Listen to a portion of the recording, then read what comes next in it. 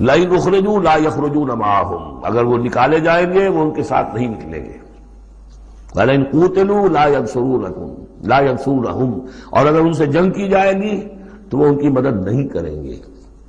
وَلَئِن نَصَرُوهُمْ لَيُوَلُّنَّ الْأَدْبَارَ، اور اگر کہیں ان کی مدد کر بیٹھیں گے تو فوراً بھاگیں گے، پیچھے دکھا دیں گے. ثُمَّ لَا يُنصَرُونَ، اور پھر ان کی کہیں سے مدد نہیں ہو سکے گی. یعنی اگر ان میں جمع مردی ہوتی تو یہ سچے مسلمان ہی کیوں نہ بن گئے ہوتے. ایمان لائے تھے، اگر ہمت ہوتی ان میں، کوئی قوت ارادی ان کی صحیح ہوتی، کوئی غیرت اور حمیت ہوتی، کوئی اپنی ہی ذات کی عزت کا کوئی خیال ہوتا، تو یہ ہرچے بادہ باد پھر ایمان لانے کے بعد ان کا طرز عمل جو ہے کیوں نہ وہی ہو جاتا کہ جو اہل ایمان کا تھا. بودے ہیں، بودے ہونے کی وجہ سے تو نفاق پیدا ہوا ان میں. اب اگر یہ کہتے ہیں کہ ہم تمہاری مدد کریں گے اور لازماً لڑ جائیں گے، ہر ایک سے لڑ جائیں گے، تو یہ سب جھوٹ ہے. اول تو یہ کہ اگر یہ نکالے گئے تو وہ ان کے ساتھ نہیں نکلیں گے، ان سے جنگ کی گئی تو ان کا ساتھ نہیں دیں گے.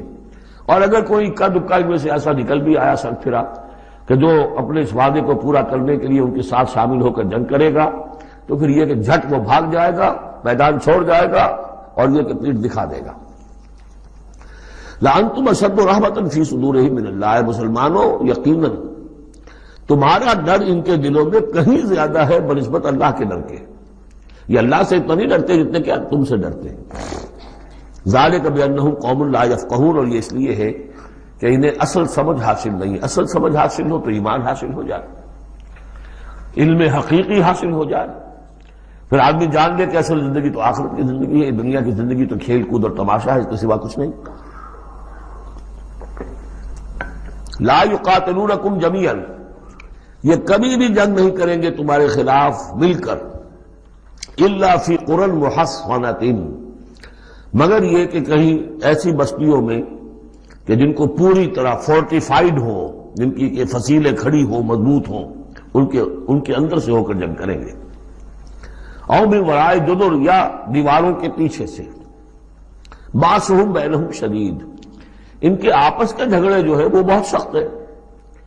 اگر تو خلوص اور اخلاص کسی بھی شخص کے اندر ہو تو اللہ کے ساتھ مخلص کیوں نہ ہو جائے گا، اللہ کے رسول کے ساتھ کیوں نہ مخلص ہو جائے گا. ظاہر بات ہے کہ بزدلی اور خود غرضی یہ دو چیزیں ہیں کہ جو در حقیقت ان کے مزاج کا جزو لا ينفک ہے، اور وہی تو اصل سبب ہے ان کے نفاق کا. تو یہ کسی اور کے ساتھ کیسے مخلص ہو جائیں گے؟ تحسبهم جميعا وقلوبهم شتى، تم سمجھتے ہو کہ یہ یکجا ہیں، اکٹھے ہیں، ان کا متحدہ محاذ ہے، جبکہ دل کے دل پھٹے ہوئے.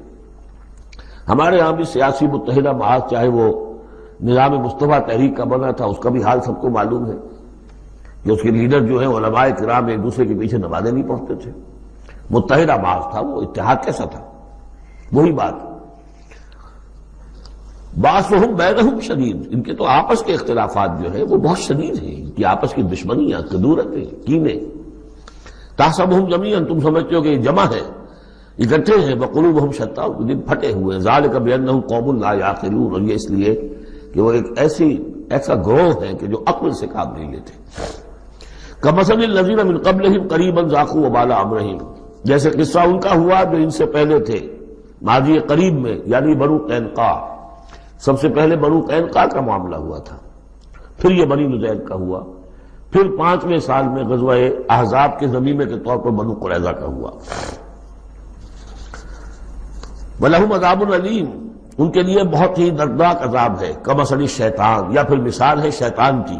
اذ قال للانسان اکفر، جبکہ وہ انسان سے کہتا ہے کرو کفر. فلما کفر، اور جب انسان کفر کرتا ہے، قال انی بریء منک انی اخاف اللہ رب العالمین، وہ کہتا ہوں میں تم سے علیحدہ ہوں، میرا تم سے کوئی تعلق نہیں، میں تو اللہ سے ڈرتا ہوں جو تمام جہانوں کا رب اور مالک و پروردگار ہے. فکان عاقبتہما انہما فی النار خالدین فیہا، تو ان دونوں کی عاقبت یہ ہے کہ وہ شیطان بھی اور وہ انسان بھی، دونوں کی عاقبت یہ ہے کہ وہ رہیں گے آگ میں اور ہمیشہ ہمیشہ رہیں گے. وذالک جزاء الظالمین، اور یہی ہے ظالموں کا بدلہ.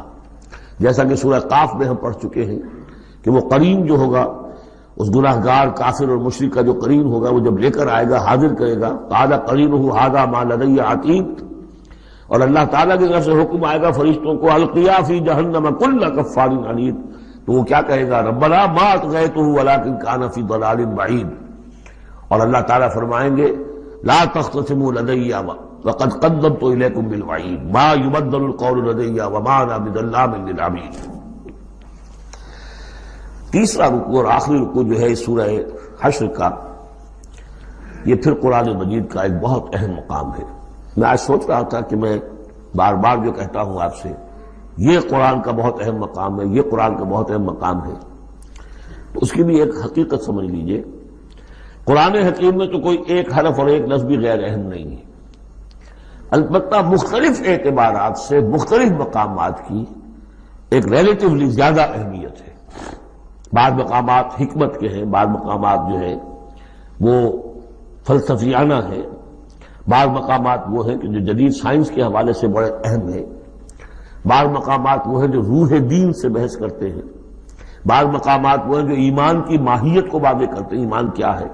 تو اس اعتبار سے یقیناً مختلف مقامات جو ہیں وہ مختلف اعتبارات سے اور حیثیتوں سے وہ زیادہ اہمیتوں کے حامل ہیں۔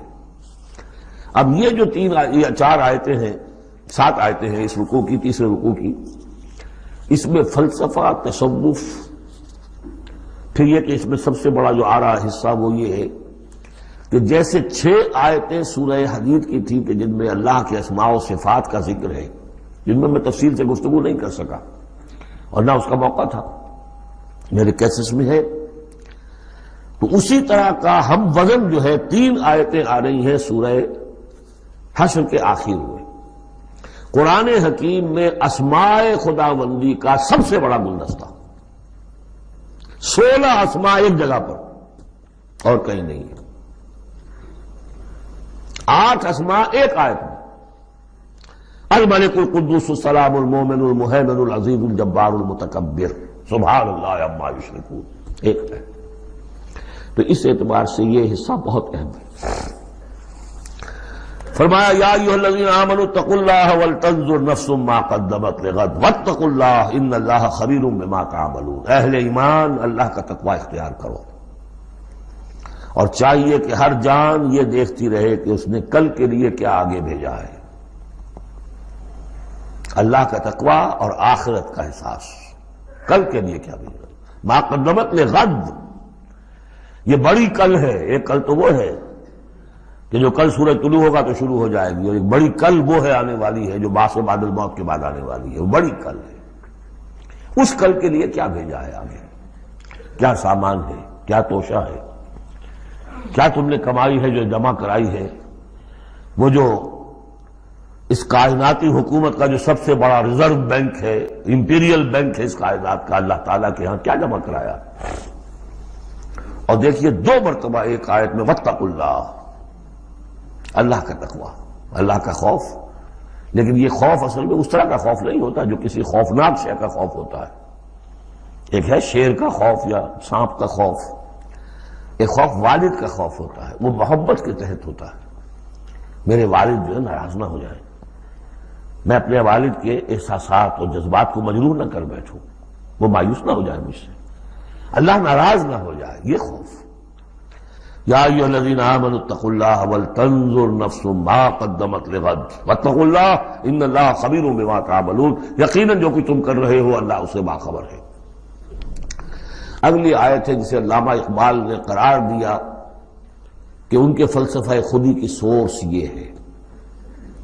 سید نذیر نیازی نے ہمارے ہاں قرآن کانفرنس میں باقاعدہ بیان کیا، ان کے مضمون میں بھی موجود ہے یہ، کہ میں نے حضرت علامہ سے یہ سوال کیا کہ آپ کے فلسفہ خودی کے بارے میں بڑی جیب گوئیاں ہوتی ہیں، کوئی کہتا ہے کہ فلاں نیچے سے آپ نے اخذ کر لیا ہے، فلاں سے کر لیا ہے، آپ بتائیے کہ آپ کے فلسفہ خودی کی سورس کیا ہے۔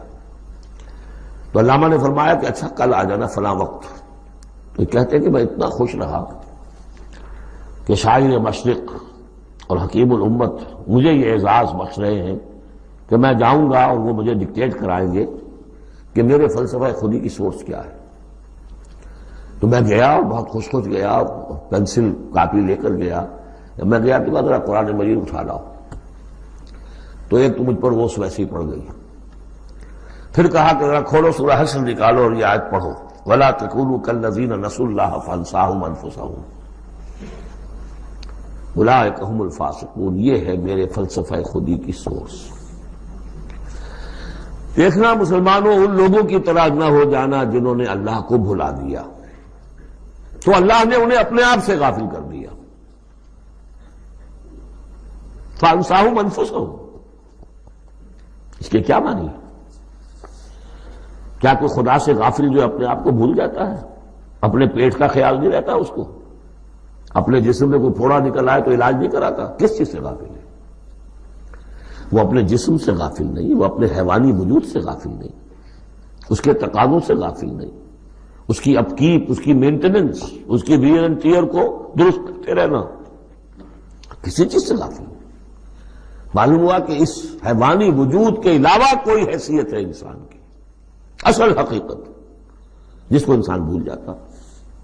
اور یہ ہم پڑھ چکے ہیں، سورہ مجادلہ کے اندر بھی الفاظ آئے تھے کہ شیطان نے انہیں اللہ کو بھلا دیا۔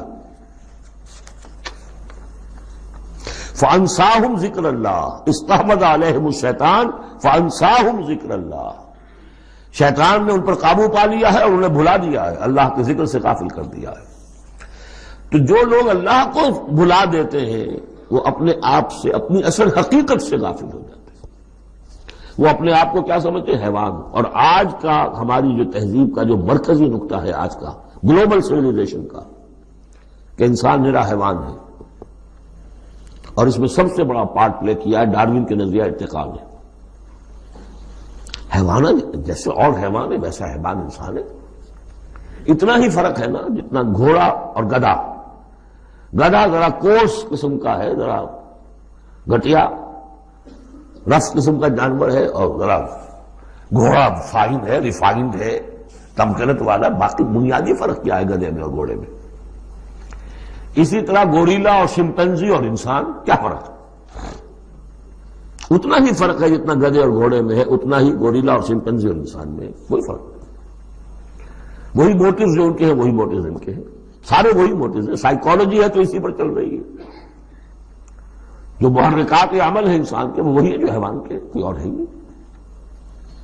یہ ہے اصل میں اس دور کا المیہ، اللہ کو بھول جانا اور اپنی اصل حقیقت یعنی روح۔ اللہ کو بھلاؤ گے تو تمہارے اندر جو ڈیوائن ایلیمنٹ اس نے پھونکا تھا اس سے غافل ہو جاؤ۔ اب کیا رہ گئے تم میرے حیوان؟ تو میں نے آپ کو اس سے پہلے بھی وہ اپنشد کا جملہ سنایا ہے، Man in his ignorance identifies himself with the material sheaths which encompass his real self. Real self تو میری انا ہے، میری خودی ہے، اور یہ انا خودی فلسفیانہ الفاظ ہے کس شے کے لیے؟ وہ جو روح ہے میرے اندر ہے، نور تجلی بھی اسی خاک میں پنہاں، غافل تو نرا صاحب ادراک نہیں ہے۔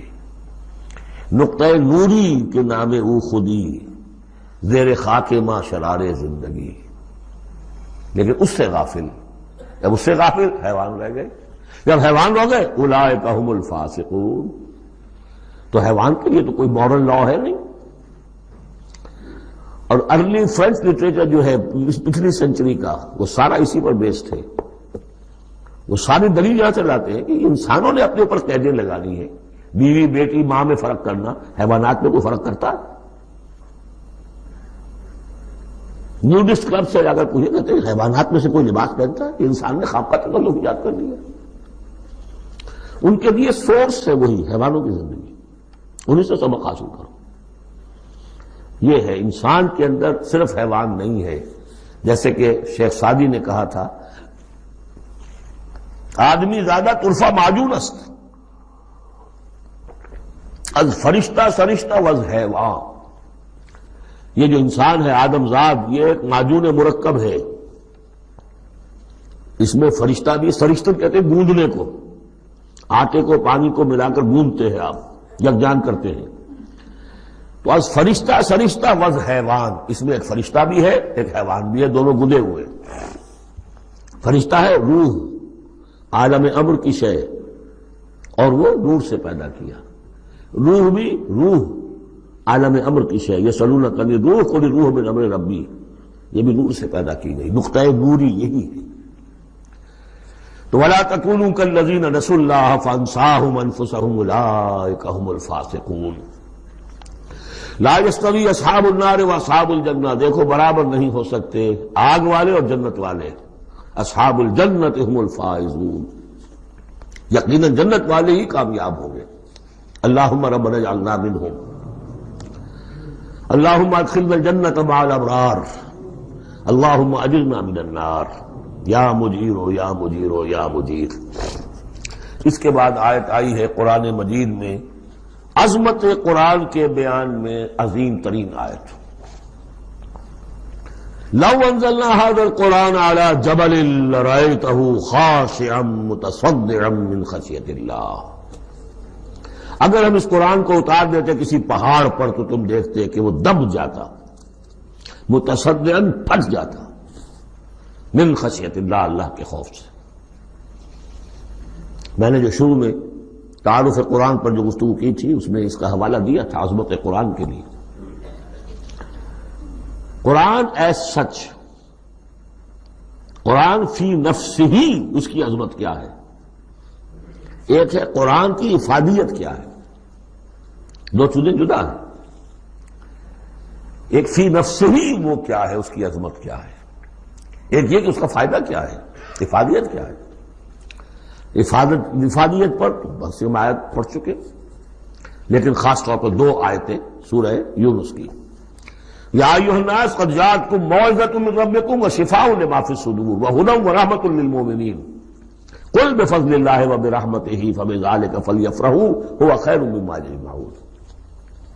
لیکن قرآن فی نفسہ ہی، اگر ہم اسے اتار دیتے کسی پہاڑ پر تو تم دیکھتے کہ وہ دب جاتا، پھٹ جاتا. اور اس کے لیے میں تشریح کر چکا ہوں سورہ اعراف میں جو معاملہ ہوا تھا کہ حضرت موسیٰ علیہ السلام نے فرمایا، عرض کیا تھا اللہ سے رب ارنی انظر الیک، اور اللہ نے فرمایا کہ تم مجھے نہیں دیکھ سکتے، لن ترانی ولکن انظر الی الجبل فإن استقر مکانہ فسوف ترانی. ذرا اس پہاڑ کو دیکھو، ہم اپنی تجلی اس پر ڈالیں گے، اگر وہ سہار جائے، کھڑا رہ جائے اپنی جگہ پر، برداشت کر جائے تو تم بھی سمجھنا کہ ہاں ہمیں دیکھ سکو گے. فلما تجلی ربہ للجبل، جب اس کے رب نے ایک اپنا پرتو، ایک جلوہ، ایک تجلی. تجلی کیا ہے؟ روشنی، ایک نور. اس نور کا جو اللہ نے تعالی نے وہ پرتو ڈالا اس پہاڑ پر، جعلہ دکا وخر موسیٰ صعقا، وہ ریزہ ریزہ ہو گیا. اور تجلی باری تعالیٰ، ذات باری تعالیٰ کی تجلی کے بالواسطہ مشاہدے کا اثر ہوا ہے کہ حضرت موسیٰ بے ہوش ہو کر گر گئے. اب نوٹ کیجئے، یہ بالکل وہی بات ہے جو تمثیل کی شکل میں آ رہی ہے. فرق کیا ہے؟ وہ تجلی ذات تھی باری تعالیٰ کی، یہ تجلی صفات ہے. کلام اللہ، اللہ کا کلام ہے. کلام متکلم کی صفت ہوتا ہے، اس کی بھی تاثیر وہی ہے جو ذات باری تعالیٰ کی تاثیر ہے. اس کو علامہ اقبال نے ادا کیا ہے، فاش گویم آنچ در دل مضمرست. میں صاف ہی کھول کے بیان کر دوں جو میرے دل میں مضمر ہے، چھپی ہوئی بات ہے. این کتاب نیست چیزیں دیگرست. یہ قرآن کتاب نہ سمجھو، اسے کتاب نہیں کچھ اور ہے. کیا ہے؟ مثل حق پنہاں ہم پیداست. آج ہم نے وہ آیت بھی پڑھ لی، الظاہر والباطن، اللہ ظاہر بھی ہے الباطن بھی ہے. تو ذات باری تعالیٰ جیسے الظاہر بھی ہے الباطن بھی ہے، اسی طرح مثل حق پنہاں ہم پیداست، یہ چھپا ہوا بھی ہے اور ظاہر بھی ہے، سامنے بھی ہے. اس لیے میں بیان کر چکا ہوں وہاں سورہ واقعہ میں، لا یمسہ الا المطہرون. جب تک کہ اندر پاک نہ ہو چکا ہو قرآن کی حقیقی معرفت اور معانی تک انسان پہنچ نہیں سکتا. چھلکوں تک رہے گا، ہڈی ہوگی اس کے ہاتھ میں، گودا نہیں ہوگا اس کے پاس. ماذ قرآن مغزہ برداشتے استخاں پیش سگاں انداختے، یہ مغز تک نہیں پہنچ سکتا. تو وہ ہے اصل میں قرآن مجید کا معاملہ کہ تجلی صفات باری تعالی صفت ہے کلام کی، اور کلام میں آپ کو معلوم ہے متکلم کی پوری شخصیت جو ہے منعکس ہو جاتی ہے. کوئی شخص ہے، کوئی بھٹیارن ہے، کوئی اور ہے، بڑبوجا ہے، اب ان کی اپنی زبان ہے، ان کا ایک جملہ آپ سنیں گے پتہ چل جائے گا یہ کون بول رہا ہے، یہ کون بول رہی ہے. اس لیے کہ پوری شخصیت، ان کا ذہن و فکر کا حدود اربع، ان کی تہذیب و تمدن کے ساتھ کس درجے ان کا کوئی تعلق ہے یا نہیں ہے، سب واضح ہو جائے گا. تانت بازی راگ پایا. تو اللہ کا کلام ہے یہ. لو انزلنا هذا القرآن على جبل لرأيته خاشعا متصدعا من خشية الله وتلك الامثال نضربها للناس لعلهم يتفكرون. اور یہ مثالیں ہیں جو ہم لوگوں کے لیے بیان کرتے ہیں تاکہ وہ فکر کریں، غور کریں، سوچیں. اب یہاں سے وہ 3 آیتیں شروع ہو رہی ہیں، وہاں 6 تھیں. صفات اور اسماء ہمارے ہاں جو ایمان کے لیے جو یاد کیے ہوں گے آپ نے، اگر اللہ تعالیٰ نے بچپن میں یہ موقع آپ کو دیا ہو تو ایمان مجمل، ایمان مفصل. ایمان مجمل کے الفاظ کیا ہے؟ آمنت باللہ و ملائکتہ، آمنت باللہ کما ہوا باسمائہ و صفاتہ وقبلت جمیع احکامہ. تو اسماء اور صفات باری تعالیٰ کے موضوع پر سورہ حدید کی پہلی 6 آیات، یہ قرآن مجید کا ذروہ سلام ہے. چوٹی، سلام، چوٹی. ذروہ کہتے ہیں اونٹ کے کوہان کو، کوہان کی بھی اونچی جو سب سے نمایاں شے ہوتی ہے. اسماء پر یہ سب سے بڑا گلدستہ ہے. اور ایک خاص بات جو میں نے وہاں نوٹ نہیں کرائی تھی آپ کو، سورہ حدید میں واحد مقام ہے قرآن مجید کا جہاں اسماء باری تعالیٰ کے مابین حرف عطف واو آیا ہے. هو الاول والآخر والظاہر والباطن، اور کہیں نہیں. 4 اسماء آئے ہیں سورہ جمعہ کے شروع میں. یسبح للہ ما فی السماوات و ما فی الارض الملک القدوس العزیز الحکیم، کوئی حرف واو نہیں. اور 8 اسماء آئیں گے یہاں پر، الملک القدوس السلام المومن المہیمن العزیز الجبار المتکبر، کوئی حرف واو نہیں. وہو العزیز الحکیم، یہ نہیں هو العزیز والحکیم نہیں. اس کی وجہ کیا ہے؟ اللہ تعالیٰ کے تمام اسماء، اللہ کی تمام صفات اس کی ذات میں بیک وقت موجود ہیں. واو میں تو مغایرت پیدا ہو جاتی ہے، واو میں تراخی پیدا ہو جاتی ہے. لیکن یہاں کیوں آئے سورہ حدید میں؟ اس لیے کہ اول و آخر بیک وقت نہیں ہو سکتے، وہ حال عقلی ہے. ظاہر و باطن ایک وقت نہیں ہو سکتے. میرا ظاہر میرا باطن یہ تو ایک ہی وقت میں موجود ہے. قرآن کا ظاہر اور قرآن کا باطن ایک وقت میں موجود ہے. اول و آخر ایک نہیں ہو سکتے. اس لیے وہاں واو لایا گیا، هو الاول والآخر والظاہر والباطن. بہرحال اب یہاں پر نوٹ کیجیے، هو اللہ الذی لا الہ الا هو، وہی ہے اللہ جس کے سوا کوئی الہ نہیں. عالم الغیب والشہادہ، جاننے والا ہے کھلے کا اور چھپے کا، وہ بھی جو تمہارے سامنے ہے اور وہ بھی کہ جو تمہاری نگاہوں سے پوشیدہ ہے. اس لیے کہ غیب اور شہادہ جو ہے یہ ہمارے اعتبار سے، اللہ کے اعتبار سے نہیں.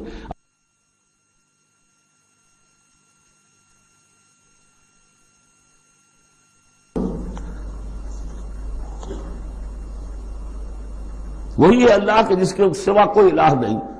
هو اللہ الذی لا الہ الا هو عالم الغیب والشہادہ. یہ بھی ایک نام کی حیثیت سے شمار ہوتا ہے. جو اسماء 99 گنے جاتے ہیں، عالم الغیب والشہادہ یہ ایک نام ہے اللہ کا. اور میں عرض کر رہا تھا کہ اللہ کے لیے سب شہادہ ہی شہادہ، غیب ہے ہی نہیں. اس نقطے کو یہاں سمجھ لیجئے، اس لیے کہ سورہ جن میں آئے گا پھر دوبارہ، اور بہت اہم طریقے پر آئے گا.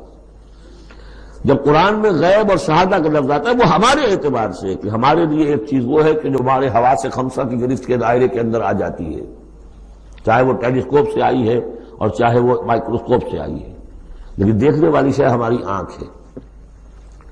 غیب وہ ہے جو ہم سے چھپا لیا گیا، جنت ہے، دوزخ ہے، آخرت ہے، فرشتے ہیں، خود سب سے بڑی ذات باری تعالی ہے. لیکن اللہ ہر شے کا جاننے والا. هو الرحمن الرحیم، وہ رحمان ہے اور رحیم ہے. اس پر سورہ فاتحہ پڑھتے ہوئے میں نے وضاحت کی تھی. هو اللہ الذی لا الہ الا هو، وہی ہے اللہ جس کے سوا کوئی الہ نہیں. الملک، بادشاہ حقیقی. القدوس، پاک. السلام، سلامتی اور سالم، ہر اعتبار سے سالم، کوئی اس کو گردن پہنچانے والا نہیں ہے، ہر عیبوں سے پاک. المومن، امن دینے والا، امان دینے والا، المہیمن پناہ میں لینے والا، العزیز زبردست، مطلق العنان جس کی اتھارٹی ایبسلیوٹ ہے، الجبار دباؤ رکھنے والا، المتکبر عظمت والا، بڑائی والا۔ یہ 8 نام آئے ہیں، الملک، القدوس، السلام، المومن، المہیمن، العزیز، الجبار، المتکبر۔ سبحان اللہ عما یشرکون، اللہ پاک ہے ان تمام چیزوں سے جو یہ شرک کرتے ہیں۔ هو اللہ الخالق البارئ المصور، وہی ہے اللہ۔ اب 3 نام اور آگے، الخالق، الباری، المصور، ان میں خاص ربط ہے۔ خلق، اس میں سب سے پہلے اگر ہم اپنے اوپر قیاس کریں تو پہلے کوئی شے بنانے سے پہلے ذہن میں ایک نقشہ بنتا ہے۔ بڑھئی نے میز بنانی ہے، اس کے ذہن میں میز کا نقشہ پہلے بن چکا ہے۔ کرسی بنانی، کرسی کا نقشہ بن چکا ہے، یہ اس کی ذہنی تخلیق ہے۔ پھر وہ اسے ظاہر کرتا ہے عالم واقعہ میں، وہ لکڑی کی میز بنا کر اسے واقعہ نمایاں کر دیتا ہے، لے آتا ہے۔ پھر اس کی تصویر، فنیشنگ ٹچز، اس کو رنگ روغن، یہ تینوں مرحلے ایک ہی پروسیس کے ہیں۔ اللہ نے تخلیق فرمائی، پھر اس کو ظاہر کیا، عدم کے پردے سے نکال کر اور وجود کے پردے میں لے آیا۔ باری، بڑا کہتے ظاہر کرنے والا، من قبل ان نبرأہا، اس سے پہلے کہ ہم اسے ظاہر کریں۔ ما اصاب من مصیبت فی الارض ولا فی انفسکم الا فی کتاب من قبل ان نبرأہا، سورہ حدید میں آج پڑھ چکے ہیں۔ وہی ہے الخالق، الباری، المصور، لہ الاسماء الحسنی، تمام اچھے نام اسی کے ہیں۔ یسبح لہ ما فی السماوات والارض، یہاں نوٹ کر لیجئے، یسبح لہ ما فی السماوات وما فی الارض نہیں ہے، یسبح لہ ما فی السماوات والارض۔ سورہ حدید کے شروع میں تھا سبح للہ ما فی السماوات والارض، سورہ حشر میں آیا سبح للہ ما فی السماوات وما فی الارض۔ یہاں یسبح للہ ما فی السماوات والارض، اور پھر 2 مرتبہ آئے گا یسبح للہ ما فی السماوات وما فی الارض، سورہ جمعہ کے شروع میں بھی، سورہ تغابن کے شروع میں بھی۔ وہو العزیز الحکیم، دیکھیے اس سورہ مبارکہ کی خاص خصوصیت یہ ہے، شروع بھی ہوئی تسبیح کے ساتھ، اختتام بھی تسبیح کے ساتھ۔ شروع میں بھی العزیز الحکیم، زبردست حکمت والا، آخر میں بھی العزیز الحکیم۔